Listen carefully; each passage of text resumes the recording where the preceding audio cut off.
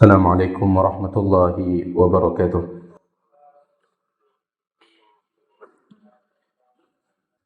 الحمد لله رب العالمين، والصلاة والسلام على أشرف الأنبياء والمرسلين نبينا محمد وعلى آله وصحبه أجمعين. أما بعد. Para jemaah sekalian, Bapak Ibu, ikhwan dan akhwat yang semoga dimuliakan oleh Allah, alhamdulillah pada kesempatan malam hari ini, atas kemudahan dari Allah Subhanahu wa taala, kita bisa melanjutkan pembahasan sebuah buku singkat tentang 12 kaidah mengenal bid'ah. Pembahasan kita malam hari ini yaitu berbicara tentang bagaimana cara membedakan antara bid'ah dan maslahah mursalah. Ini pembahasan yang sedikit agak berat, ya. Oleh karena itu saya minta para jamaah untuk agak fokus. Dan sebenarnya ini bagian dari syubhat orang-orang yang membela adanya bid'ah hasanah. Maka mereka memunculkan contoh-contoh yang sebenarnya itu bukan bid'ah, tetapi itu maslahat mursalah. Maslahat mursalah contohnya adalah seperti pembukuan Al-Quran menjadi satu mushaf, ya. Atau contohnya penulisan kitab-kitab nahwu, penulisan kitab-kitab tafsir. Ada tidak itu di zaman Nabi SAW? Kitab nahwu ada tidak? Tidak ada. Penulisan kitab tafsir ada tidak? Tidak ada. Pembukuan Al-Quran menjadi satu mushaf ada tidak? Tidak ada. Maka ini yang mereka naikkan. Kalau memang semua bid'ah itu sesat, lalu kenapa ada kitab-kitab tafsir ditulis oleh para ulama, kitab-kitab nahwu ditulis oleh para ulama, bahkan kenapa ada Al-Quran, mushaf Al-Quran? Ya, saya pribadi pernah ngisi kajian di sebuah masjid di luar pulau ini. Ya, panitianya agak iseng kayaknya. Mereka minta pembahasannya itu tentang pentingnya mengikuti sunnah dan bahayanya bid'ah. Akhirnya saya pun menyampaikan itu. Tiba-tiba selesai kajian, ustadz yang menjadi imam di masjid tersebut, beliau agak keberatan. Maka beliau berusaha untuk mengatakan tidak semua bid'ah itu sesat. Buktinya kitab-kitab nahwu ditulis oleh para ulama, kitab-kitab hadis ditulis oleh para ulama, kitab tafsir ditulis oleh para ulama. Berani antum membid'ahkan itu, kata beliau ke saya. Saya katakan saya tidak akan pernah mengatakan itu bid'ah, karena memang bukan bid'ah. Untuk apa saya berani mengatakan itu bid'ah? Itu bukan bid'ah. Baik. Ini pembahasan kita malam hari ini. Bagaimana cara membedakan antara bid'ah dan maslahat mursalah. Sebelum kita masuk dalam perbedaan bid'ah dan maslahat mursalah, perlu antum ketahui apa yang dimaksud dengan maslahat mursalah.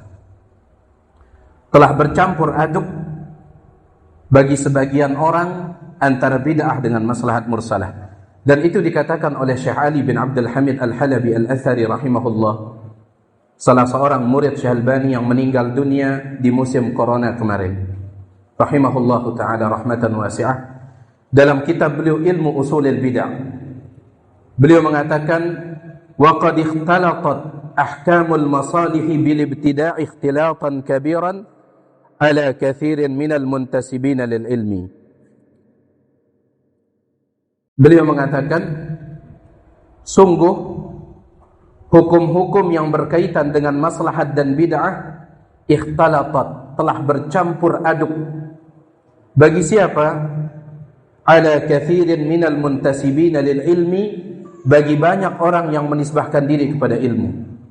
Jangankan orang awam, hatta sebagian ustadz pun yang mereka, mohon maaf, membela adanya bid'ah hasanah, Bahkan mereka berdalil dengan ini, seperti yang tadi salah satu kejadian itu, mengatakan kalau memang semua bid'ah sesat, lalu bagaimana dengan kitab-kitab nahwu?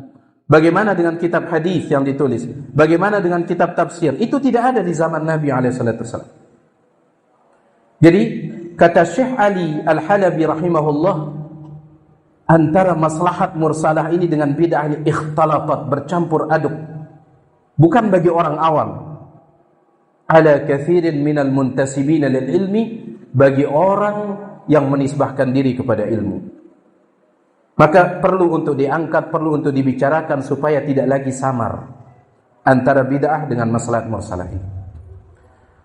Para jamaah sekalian, yang dimaksud dengan maslahat mursalah adalah sebuah maslahat, dia maslahat bagi manusia, tetapi maslahat ini tidak disebutkan oleh dalil, baik mendukungnya ataupun menolaknya. Saya ulangi, maslahat mursalah adalah sebuah maslahat bagi manusia. Kita mengambilnya itu maslahat. Tetapi sayangnya maslahat ini tidak ada dalil yang menyebutkannya, baik menyebutnya untuk diterima ataupun menyebutnya untuk ditolak. Makanya disebut mursalah.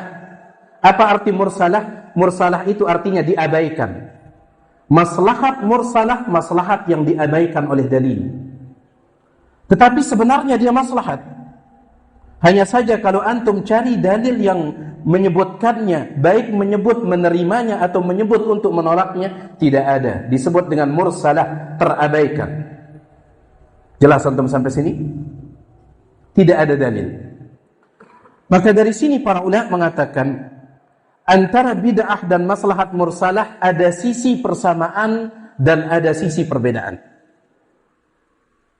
Sisi persamaannya dua. Antara bid'ah dan maslahat mursalah itu persamaannya dua. Ya. Antum sudah mulai ngantuk? Jangan ya. Agak berat memang ini. Agak berat. Seingat kami, ketika kami mempelajari kitab ilmu usulil bid'ah yang ditulis oleh Sya'ali bersama Ustadzul Al-Fadil Ustadz Mizan hafizahullah ta'ala, ketika masih kita di Abu Hurairah dulu, ketika sampai pada pembahasan ini banyak jamaah yang tidur karena memang agak berat. Maka saya minta antum jangan ikut-ikutan ya. Kita pelan-pelan aja, kita sederhanakan. Antara bid'ah dan maslahat mursalah, dia punya sisi persamaan, tetapi dia punya banyak perbedaan. Kenapa saya katakan seperti itu? Persamaannya hanya dua, perbedaannya paling kurang 5. Bagaimana mungkin dua hal yang perbedaannya lebih banyak akan disamakan? Paham antum ya? Banyak orang berdalil untuk mendukung bid'ah hasanah dengan maslahat mursalah, seolah-olah bid'ah dengan maslahat mursalah itu sama. Padahal sisi persamaannya hanya 2, perbedaannya paling kurang itu 5. Berarti lebih banyak mana? Perbedaan atau persamaan? Perbedaan. Persamaannya yang 2, yang pertama, sama-sama tidak ada di zaman Nabi SAW. Sama-sama tidak ada. Bid'ah tidak ada di zaman Nabi SAW. Kitab nahwu tidak ada. Azan pakai mik tidak ada. Sama-sama tidak ada. Itu persamaan yang pertama. Persamaan yang kedua, sama-sama tidak punya dalil. Sama-sama tidak punya dalil. Antum cari ayat Al-Quran yang menyebut mik, ketemu tidak? Kecuali antum bikin ayat palsu. Ya. Tapi kalau ayat Al-Quran yang ada di dalam 30 juz tidak ada. Ini 2 persamaan antara bid'ah dengan maslahat mursalah. Sama-sama tidak ada di zaman Nabi SAW. Yang kedua, sama-sama tidak punya dalil. Sekarang kita masuk ke perbedaannya. Minimal berapa? 5 perbedaan. Di antaranya disebutkan oleh Syekh Muhammad bin Husain Al-Jizani dalam kitab beliau Qawaid Ma'rifatil Bid'ah. Dan kitab itu yang Tiang jadikan sebagai rujukan utama ketika menulis buku yang singkat ini. Perbedaan yang pertama adalah perbedaan dari segi area terjadinya, ruang lingkupnya. Apa bahasa sederhana ruang lingkup? Karena kita ingin sederhanakan ini. Ya. Tapi antum paham arti ruang lingkup ya? Baik. Perbedaan yang pertama, perbedaan ruang lingkupnya. Di mana maslahat mursalah itu ruang lingkupnya berkaitan dengan hal-hal yang bisa dicerna oleh akal. Maslahah mursalah itu terjadi pada perkara-perkara yang bisa dicerna oleh akal. Sedangkan bid'ah terjadi pada perkara ibadah yang tidak bisa dicerna oleh akal. Contoh, belajar pakai sistem kelas. Ini maslahat mursalah. Ada tidak di zaman Nabi SAW? Zaman Nabi SAW tidak ada orang belajar di masjid. Sekarang ada kelas-kelas. Adanya kelas itu bisa dicerna oleh akal tidak maslahatnya? Jelas. Kenapa harus ada kelas? Kenapa kita butuh kelas? Maslahatnya, kebaikannya sangat jelas. Untuk mengelompokkan para murid sesuai dengan kemampuannya, sesuai dengan jenjangnya, sesuai dengan jumlahnya. Bayangkan masa antum akan gabungkan jadi satu, kelas 1 sampai kelas 6 SD. Antum gabungkan jadi satu. Antum Pak Guru, antum jadi guru SD. Bisa tidak? Ya, kelas 1 SD di kelas 1, kelas 2, kelas 3, kelas 4, kelas 5, kelas 6 jadi satu. Materinya satu. Repot. Sehingga maslahat adanya kelas bisa dicerna oleh akal,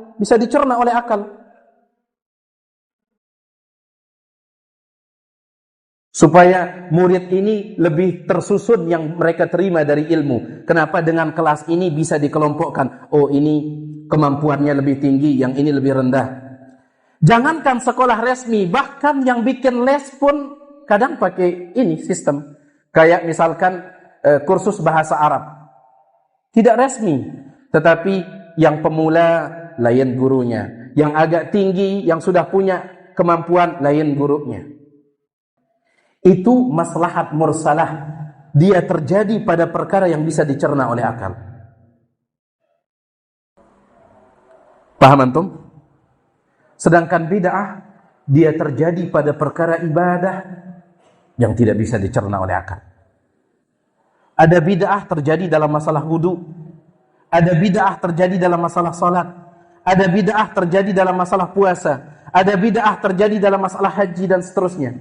Contoh kecil, bid'ah terjadi dalam wudu. Wudu itu perkara ibadah tidak? Perkara ibadah yang tidak bisa dicerna oleh akal. Bayangkan, antum kentut, kemudian antum ingin salat, apa yang dibasuh? Wajah yang dibasuh, tangan yang dibasuh, kepala yang diusap, kaki yang dibasuh. Kenapa bukan tempat keluarnya angin itu yang dibasuh? Ini kan perkara yang tidak bisa dicerna oleh akal. Maka perkara seperti ini cukup terima, jangan masukkan tambahan-tambahan dan logika. Cukup terima. Di sana terjadinya bid'ah. Ya. Di sana terjadinya bid'ah. Dia terjadi dalam perkara ibadah yang tidak bisa dicerna oleh akal. Kenapa salat subuh harus 2 rakaat? Kalau maghribnya kenapa 3? Kalau zuhur asarnya kenapa 4? Begitu pula dengan isya'nya. Di sana bid'ah itu masuk, dia masuk dalam perkara salat yang bahkan jumlah rakaatnya tidak bisa dicerna oleh akal. Sudah antum pahami perbedaan yang pertama? Maslahat mursalah dia terjadi pada perkara yang bisa dijangkau oleh akal. Sedangkan bid'ah dia terjadi dalam perkara ibadah yang harusnya kita terima apa adanya karena tidak bisa dijangkau oleh akal. Ya. Sampai sebagian ulama salaf mengatakan, ittahimu ra'yakum fid din. Curigai akal kalian kalau sudah berkaitan dengan agama. Curigai akal kalian. Karena perkara agama itu datang dari Allah Tabaraka wa Ta'ala. Kadang tidak sampai akal kita ini untuk menyentuhnya. Itu perbedaan yang pertama. Perbedaan yang kedua, dia mirip dengan yang pertama ditinjau dari segi keterkaitannya. Maka maslahat mursalah dia berkaitan dengan sarana. Adapun bid'ah dia berkaitan dengan ritual tata cara ibadah. Ritual ibadah. Kalau maslahat mursalah sarana. Sehingga maslahat mursalah ini dia bisa berubah-ubah karena dia sarana. Dulunya kayaknya di sekitar tahun 90-an itu kita belum pernah melihat papan tulis yang whiteboard itu ya. Rata-rata pakai apa? Blackboard, pakai kapur sebagai senjata pamungkas seorang guru. Ya. Kapur ini alat tulis sekaligus untuk melempar yang ngantuk. Di zaman itu, sekarang banyak whiteboard. Sudah nggak pakai kapur lagi, bahkan lebih canggih, pakai screen sekarang. Tinggal ini. Itu namanya maslahat mursalah, dia berkaitan dengan sarana, boleh dirubah-rubah. Boleh dirubah-rubah. Contoh pembukuan Al-Quran. Pembukuan Al-Quran itu sarana. Sarana untuk menjaga Al-Quran yang menjadi landasan agama. Makanya pembukuan Al-Quran di zaman ini tidak mesti pakai mushaf. Sekarang ada Al-Quran dikumpulkan dalam bentuk PCD. Ada Al-Quran dikumpulkan dalam bentuk aplikasi. Kenapa? Sarana untuk menjaga Al-Quran yang menjadi pondasi agama Islam supaya dia utuh. Sarana. Bisa berubah-ubah. Jelas ini? Baik. Dia berkaitan dengan sarana, maslahat mursalah ini. Sehingga namanya sarana boleh berubah-ubah. Seperti tadi Al-Quran. Sekarang ada, antum cari saja di internet. MP3 Al-Quran. Dari juz pertama sampai juz terakhir. Bisa di-download. Sekarang antum bisa buka di HP itu. Masuk ke tempat aplikasi Mushaf Al-Quran. Langsung bisa di-download. Karena ini sarana, bisa berubah-ubah. Sedangkan bid'ah itu dia masuk dalam ritual. Ritual itu artinya tata cara pelaksanaan ibadah. Nah, kalau dia sudah masuk dalam ritual, maka dia punya cara khusus yang tidak boleh dirubah.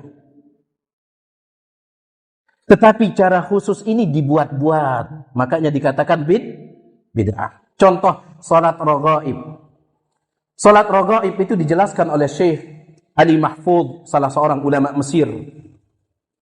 Ulama terkemuka di Jami'ah Al-Azhar. Beliau mengatakan salatul raghaib itu dalam kitab beliau tentang perkara-perkara bid'ah.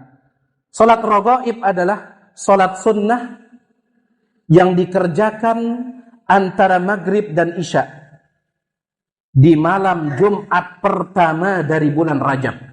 Malam Jumat pertama dari bulan Rajab. Antara maghrib dan isya, malam Jumat pertama dari bulan Rajab. Sebanyak 12 rakaat. Nah, sebanyak 12 rakaat. Antum lihat jumlahnya sudah ditentukan, 12 rakaat. Berarti ini ritual, yang namanya ritual itu harus tentu. Gak boleh diubah-ubah. Sebanyak 12 rakaat. Setiap 2 rakaat salam.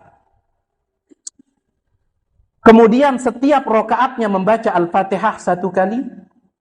Setelah itu membaca surah Al-Qadar, Inna anzalnahu fi lailatul qadar 3 kali. Setelah itu membaca surat Al-Ikhlas 12 kali.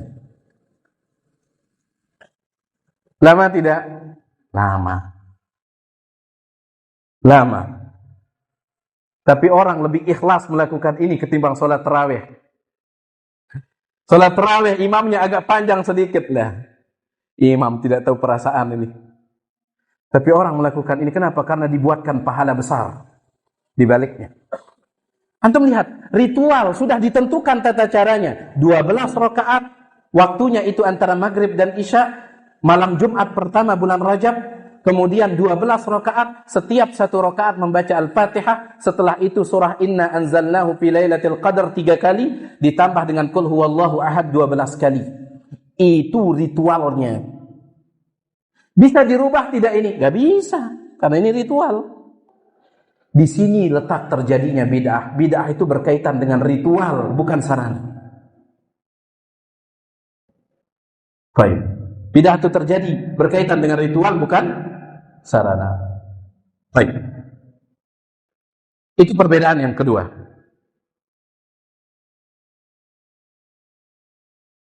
Apa perbedaan yang pertama tadi? Maslahat mursalah berkaitan terjadi pada hal-hal yang bisa dicerna oleh akal. Kalau bid'ah tidak, karena dia berkaitan dengan ibadah. Kemudian yang kedua, maslahat mursalah itu dia berkaitan dengan sarana. Ya. Makanya jamaah sekalian, kalau antum lihat ya, sebagian ulama, iya betul mereka mengistilahkannya kadang dengan istilah bid'ah hasanah, ada sebagian ulama. Tapi Ustaz Dr. Firanda, beliau mengatakan kalau diteliti yang mereka maksud itu maslahat mursalah. Karena ketika mereka memberikannya contoh, semuanya itu berkaitan dengan sarana. Iya. Baik. Kemudian kalau bid'ah itu berkaitan dengan apa? Ritual. Perbedaan yang ketiga. Maslahat mursalah itu kenapa dia boleh diambil padahal tidak ada di zaman Nabi SAW? Kenapa? Alasannya yang pertama, tidak ada tuntunannya atau tidak ada tuntutannya, bukan tuntunan, tuntutan. Tidak ada tuntutannya untuk ada di zaman itu.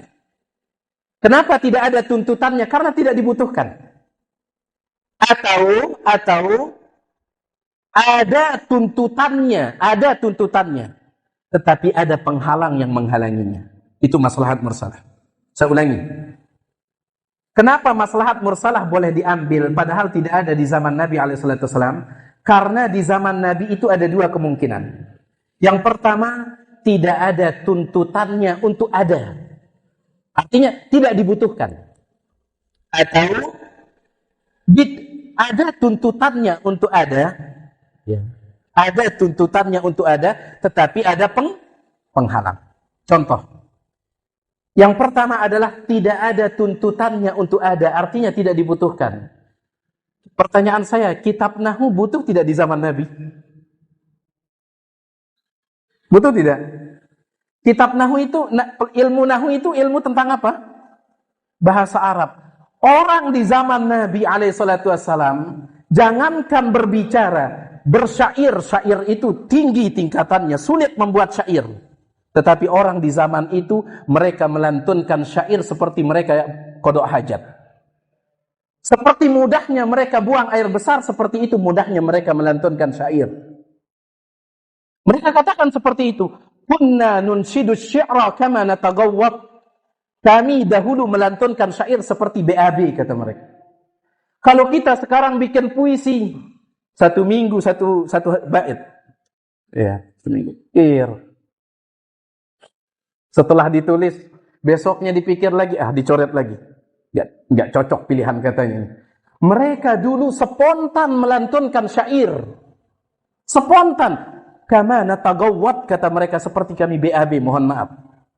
Saking mudahnya. Kaum yang seperti ini,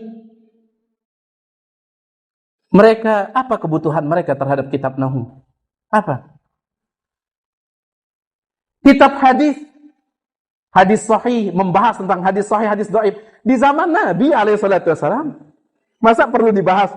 Ya Rasulullah, yang antum ucapkan ini sahih atau dhaif ini? Repot. Nggak butuh zaman itu, nggak butuh. Nggak ada tuntutan untuk ada kitab Nahwu, kitab tafsir. Ayat Al-Quran turun, mereka tidak paham artinya, langsung datangi Nabi SAW. Ya Rasulullah, apa sebenarnya maknanya ini? Salah mereka maknai, langsung diluruskan oleh Nabi SAW. Seperti kasusnya Aisyah radhiyallahu anha. Aisyah Ketika turun ayat Al-Quran dalam surah Al-Mu'minun, walladzina yu'tuna ma ataw wa qulubuhum wajilah, orang-orang yang mereka bersedekah tetapi hati mereka ketakutan. Sedekah sambil ketakutan. Ketika turun ayat ini, Aisyah mengatakan, ya Rasulullah, kenapa mereka sedekah tetapi ketakutan? Apakah mereka orang-orang yang berzina? Mereka orang-orang yang suka minum khamr? Mereka orang-orang yang suka mencuri? Kemudian ketika sedekah takut karena zinanya, karena khamarnya. Kata Nabi SAW dalam riwayat Imam Tirmidzi dengan sanad yang sahih, la ya banatas Siddiq, bukan itu tafsirannya wahai putri Abu Bakar Siddiq, bukan. Tetapi mereka adalah orang yang salat, yang puasa, sedekah, walakinnahum yakhafuna alla yutaqabbala minhum, yang mereka takutkan jangan-jangan itu tidak diterima. Diluruskan oleh Nabi SAW. Butuh apa kaum yang seperti ini terhadap kitab tafsir? Butuh apa? Ya. Kitab tafsir di zaman ini dipenuhi oleh ucapannya para salaf. Abdullah bin Abbas, Abdullah bin Mas'ud. Mana yang lebih tinggi tafsirannya, Nabi atau Abdullah bin Mas'ud? Jelas Nabi. Para sahabat enggak butuh kitab tafsir di zaman itu. Enggak butuh. Tidak ada tuntutan untuk ada. Jelas ya? Baik. Atau yang kedua, sudah ada tuntutan. Mestinya dia ada tetapi ada penghalang. Mestinya di zaman itu dia ada tetapi ada penghalang. Maka ini namanya maslahat mursalah. Contoh pembukuan Al-Quran menjadi mushaf. Butuh tidak ditulis Al-Quran di zaman itu? Butuh ditulis Al-Quran. Tetapi ada penghalang. Kenapa tidak dibukukan jadi satu mushaf di zaman Nabi? Ada penghalang. Apa penghalangnya? Saat itu ayat Al-Quran masih turun.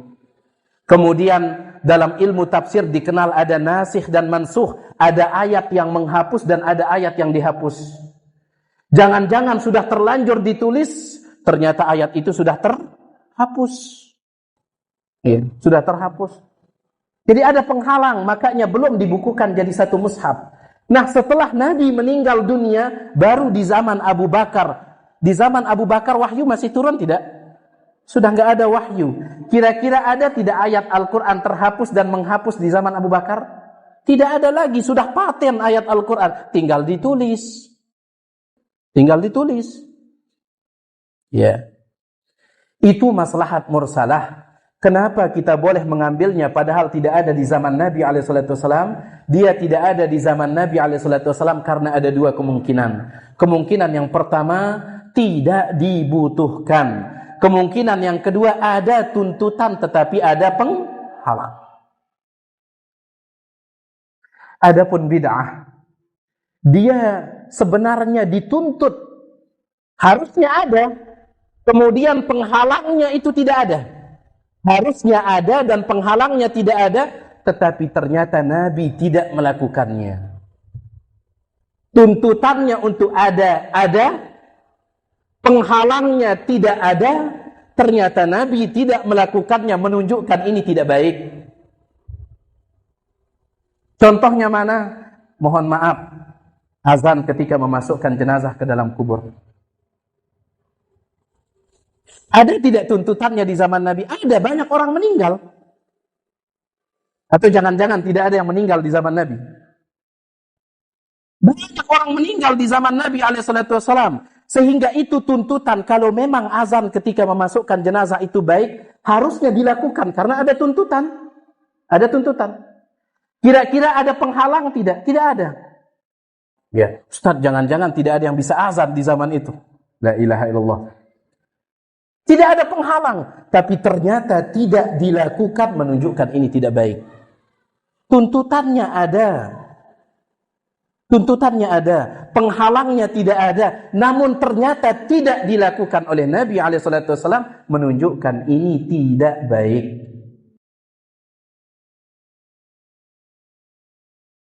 Ya, contoh lain, mohon maaf ini. Misalkan kenduri kematian, ya. Ada tidak kalau memang ini baik, dibutuhkan tidak di zaman Nabi SAW? Ada tidak tuntutannya? Ada. Khadijah sangat dicintai oleh Nabi SAW. Harusnya beliau lakukan itu. Ketika Khadijah meninggal dunia. Ya. Harusnya beliau lakukan itu. Putra Nabi SAW semuanya meninggal dunia tatkala beliau hidup. Putra beliau, Abdullah, Ibrahim, Al-Qasim, tiga-tiganya putra Nabi meninggal dunia tatkala beliau hidup. Sangat beliau cintai. Sampai ketika Ibrahim meninggal dunia, Nabi SAW menangis. Sahabat mengatakan, ya Rasulullah, kok antum menangis? Kok antum menangis? Kata Nabi SAW, hadihi rahmah, ini bentuk kasih sayang. Sedih sekali Nabi ketika Ibrahim meninggal dunia. Tapi tidak ada riwayat mengatakan beliau melakukan itu. Kenduri kematian. Tuntutannya ada, penghalangnya tidak ada. Ya Rasulullah, Ustaz, jangan-jangan di zaman itu tidak ada harta untuk membuat itu. Subhanallah. Numpuk harta di zaman itu. Ya. Tapi ternyata Nabi tidak melakukannya. Menunjukkan ini baik atau tidak? Tidak baik. Itu perbedaan yang ketiga antara maslahat mursalah dengan bid'ah. Kalau maslahat mursalah yang pertama bisa jadi tidak ada tuntutan karena tidak dibutuhkan. Seperti penulisan kitab Nahwu tadi. Atau ada tuntutan tetapi ada penghalang. Contohnya adalah pembukuan Al-Quran menjadi satu. Adapun bid'ah tuntutannya ada, penghalangnya tidak ada, tetapi ternyata tidak dilakukan. Berarti ini tidak baik. Itu perbedaan yang keberapa? 3. Perbedaan yang keempat. Mohon maaf ya antum yang punya bukunya, nanti antum baca saja. Saya nggak bisa baca tiap kalimat. Yang keempat, maslahat mursalah itu tujuannya untuk memudahkan. Maslahat mursalah tujuannya untuk memudahkan. Ya. Tujuannya ada maslahat mursalah untuk memudahkan. Adapun bid'ah justru memberatkan. Maslahat mursalah itu tujuannya untuk memudahkan. Haji pakai pesawat lebih mudah tidak daripada jalan kaki? Jauh lebih mudah haji pakai pesawat, mudahkan. Makanya jangan berdalil dengan ini. Jangan berdalil, oh kalau memang semua bid'ah sesat ngapain orang haji pakai pesawat? Itu maslahat mursalah tujuannya memudahkan. Memudahkan. Ya. Dan agama ini dibangun di atas dasar kemudahan. Allah Subhanahu wa taala berfirman, yuridullahu bikumul yusra. Allah menginginkan kemudahan bagi kalian, wala yuridu bikumul usra, tidak menginginkan kesulitan. Maka jangan dipersulit.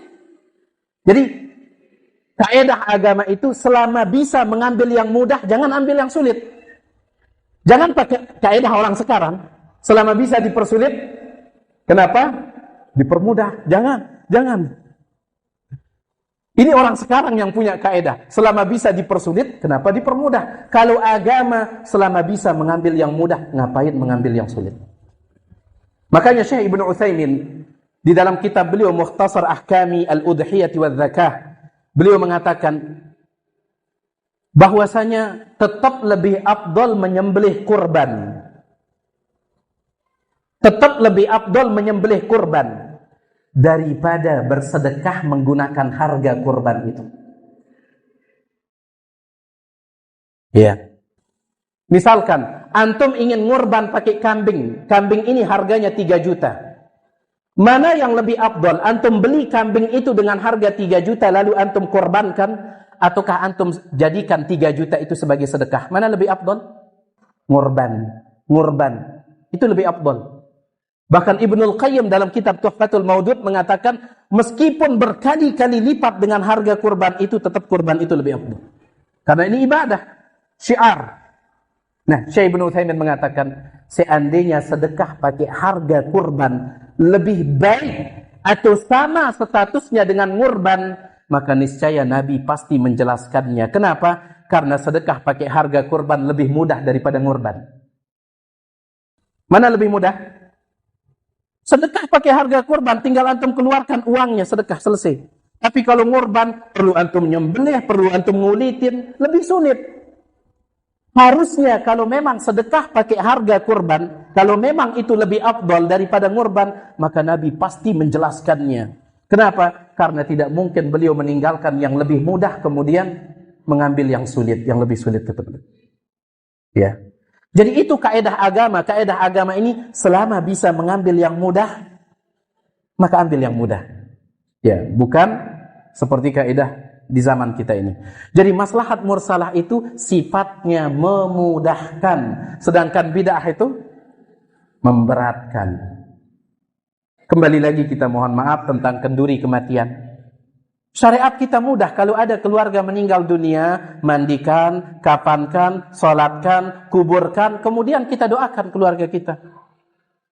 Nah, ditambah oleh sebagian manusia harus sembelih ini, sembelih itu, memberatkan atau memudahkan? Beratkan. Itu beda. Sifatnya memberatkan, bukan memudahkan. Perbedaan yang terakhir,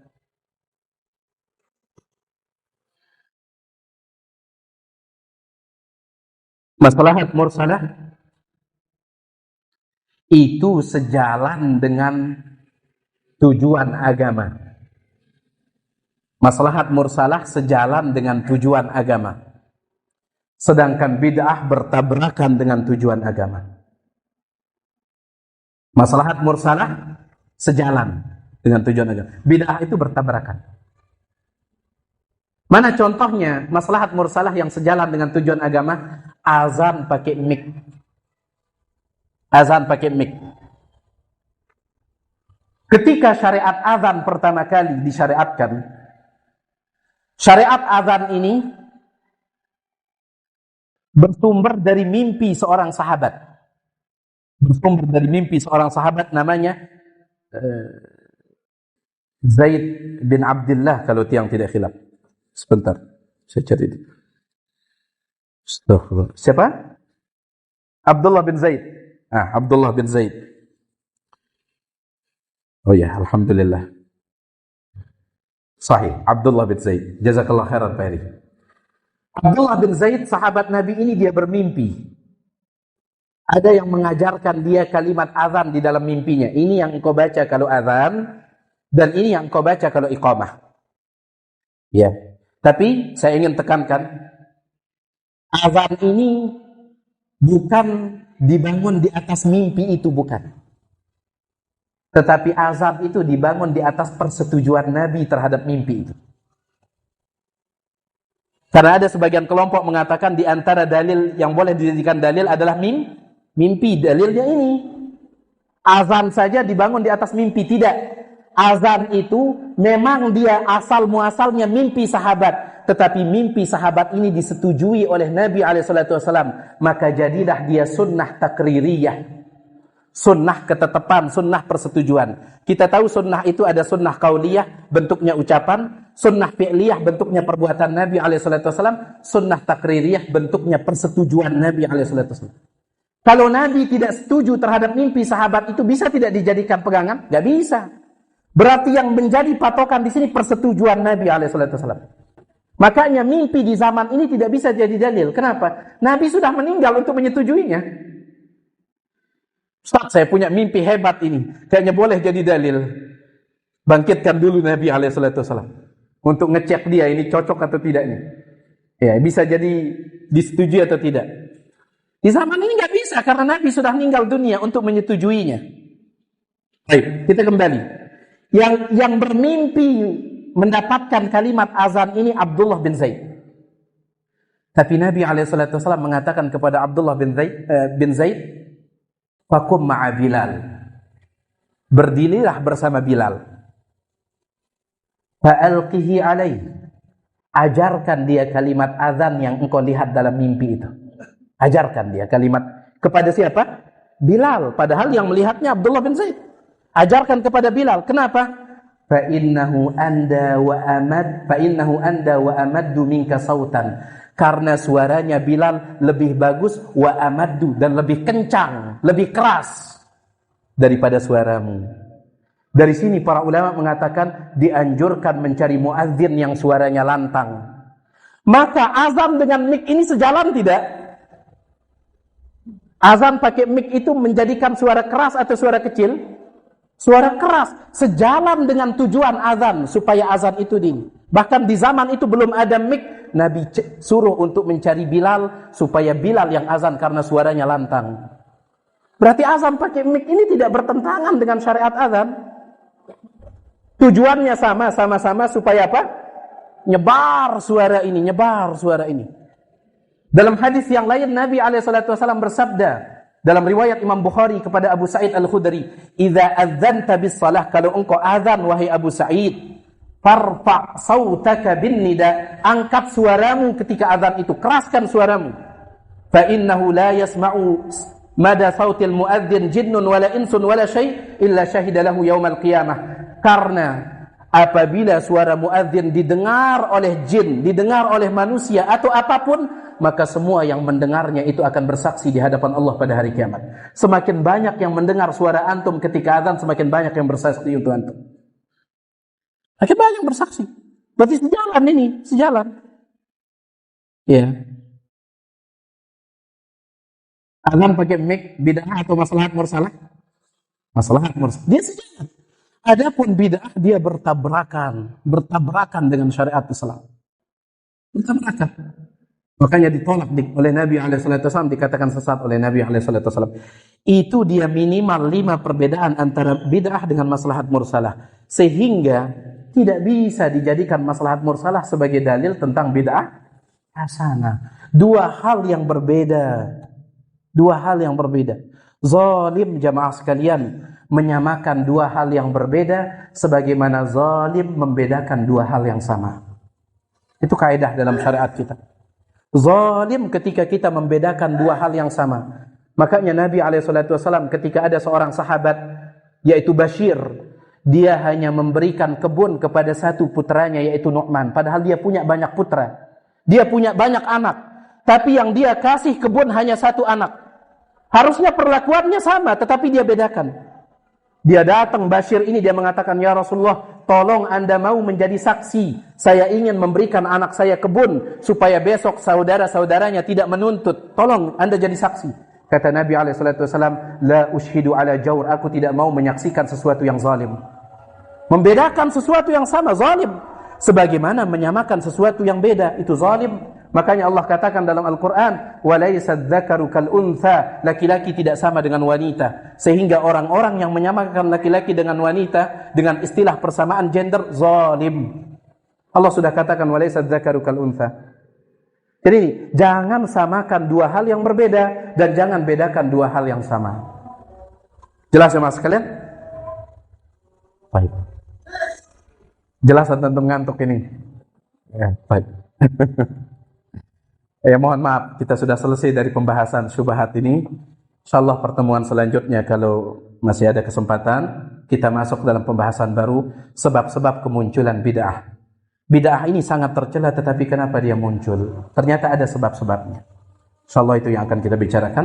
Wallahu ta'ala ala alam. Kalau ada yang antum ingin tanyakan, yang persilahkan selesai azan kalau ada.